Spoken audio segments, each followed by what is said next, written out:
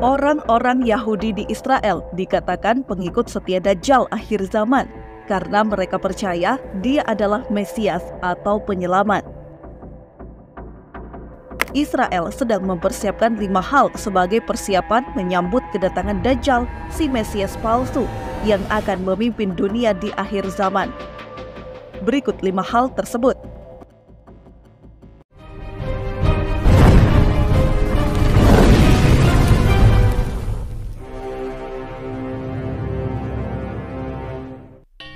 Pertama, kembali ke tanah yang dijanjikan Tuhan. Israel menganggap bahwa Palestina adalah tanah yang dijanjikan Tuhan untuk mereka.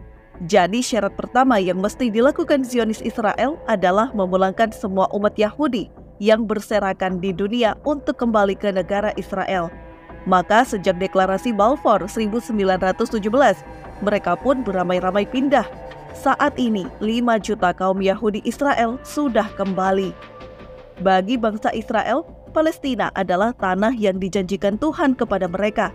Klaim sepihak itu merupakan penegasan bahwa tidak ada bangsa lain yang berhak menduduki Palestina, kecuali umat pilihan Tuhan.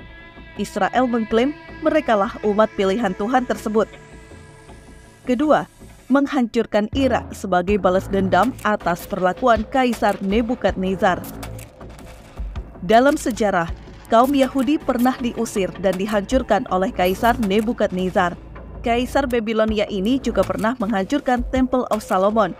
Karena itu, kaum Yahudi Israel mesti membalas dendam atas perilaku Kaisar Nebukadnezar tersebut. Kampung Nebukadnezar terletak di wilayah Babilonia, yaitu negara Irak sekarang. Oleh sebab itu, Irak harus dihancurkan. Itu makanya serangan dan pendudukan atas Irak terus gencar dilakukan hingga hari ini. Ketiga, bumi Palestina mesti hijau. Hal ketiga yang dilakukan Israel untuk menyambut Dajjal adalah menghijaukan bumi Palestina. Sebab syarat agar sang Mesias mau turun ke Israel apabila keadaan bumi di Palestina menghijau. Apa makna hijau ini? Itulah yang disebut sebagai pohon Gorkot atau Syajaratul Gorkot, pohon yang dalam hadis nubuah sebagai pohon Yahudi, pohon tempat persembunyian Yahudi dari kerajaan umat Muslim ketika terjadi perang akhir zaman. Hal ini disebut Nabi dalam suatu hadis akhir zaman.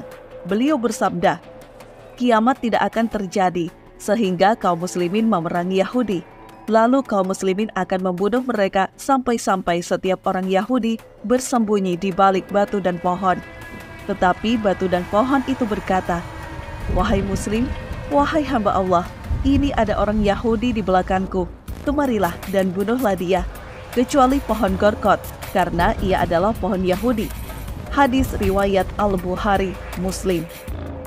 Disebutkan pohon Gorkot ini banyak ditanam kaum Yahudi di sekeliling permukiman di tepi barat dan daerah Gaza sejak tahun 1900-an.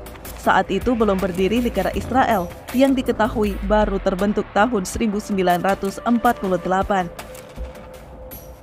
Kepada dunia, kaum Yahudi Israel menyebut penanaman pohon Gorkot ini untuk penghijauan.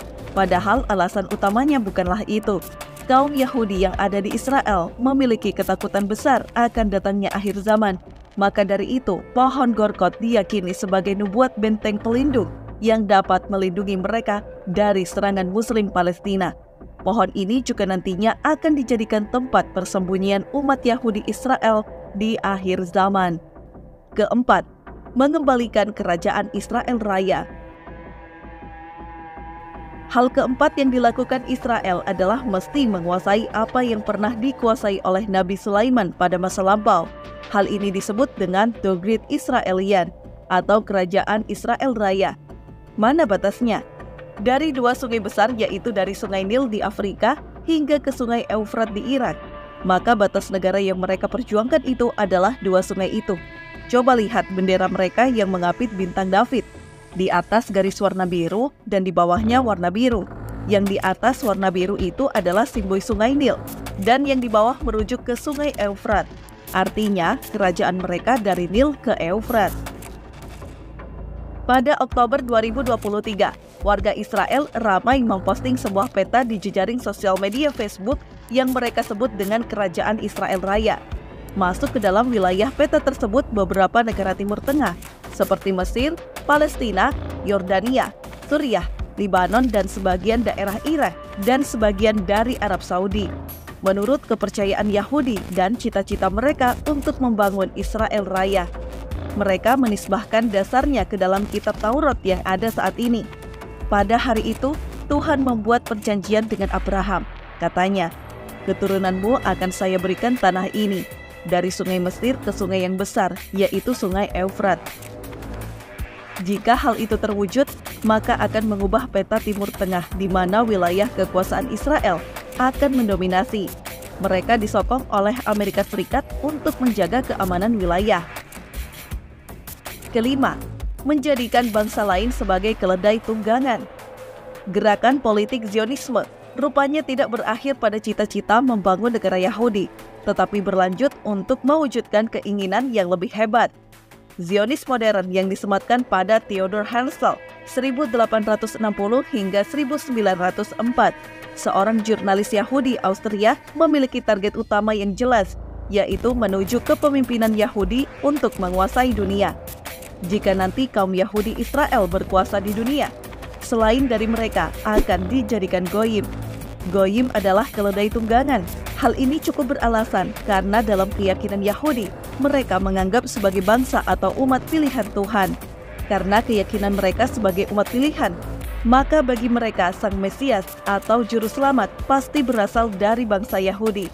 Itulah Dajjal, Sang Mesias palsu yang mereka tunggu. Itulah 5 hal yang kini sedang dilakukan Israel sebelum kedatangan Dajjal. Penjajahan yang dilancarkan Zionis terhadap Palestina dan pencaplokan wilayah merupakan salah satu upaya mereka untuk merebut Baitul Maqdis Yerusalem yang mereka siapkan untuk singgasana Dajjal. Dalam buku The Diary of Dajjal, karya Noriega dan Arhinah, disebutkan kemunculan Sang Mesias atau Dajjal dari dulu sudah ditunggu-tunggu kaum Zionis Yahudi. Menurut mereka, Dajjal atau Mesias palsu akan menjadikan umat Yahudi kembali berjaya menguasai dunia. Lihatlah fakta hari ini, berapa banyak perusahaan besar di dunia dikuasai oleh Yahudi. Teknologi komunikasi, bisnis senjata, penciptaan mata uang elektronik, penundukan negara-negara Arab, dan penguasaan sektor ekonomi. Yahudi menciptakan tatanan dunia baru untuk menyambut kedatangan Mesias sejati bagi mereka. Fitnah terbesar akhir zaman ditandai dengan kemunculan Dajjal. Dalam banyak hadis tercantum dengan jelas akan bahaya makhluk ini. Bahkan setiap nabi pun pasti memperingatkan umatnya untuk waspada agar tak termakan fitnahnya. Terkait hal ini, Anas bin Malik meriwayatkan bahwa Rasulullah Shallallahu Alaihi Wasallam bersabda bahwa kelak Dajjal akan diikuti oleh 70.000 orang Yahudi. Penyebutan orang Yahudi dikaitkan dengan Dajjal sangatlah menarik bila umat Islam mau menarik benang merah antara kejadian-kejadian di dunia sekarang ini hingga akhir zaman, bahwa kerusakan-kerusakan yang banyak didalangi orang-orang Yahudi sepanjang zaman kelak akan bertemu dengan muara kerusakan yang dibawa Dajjal.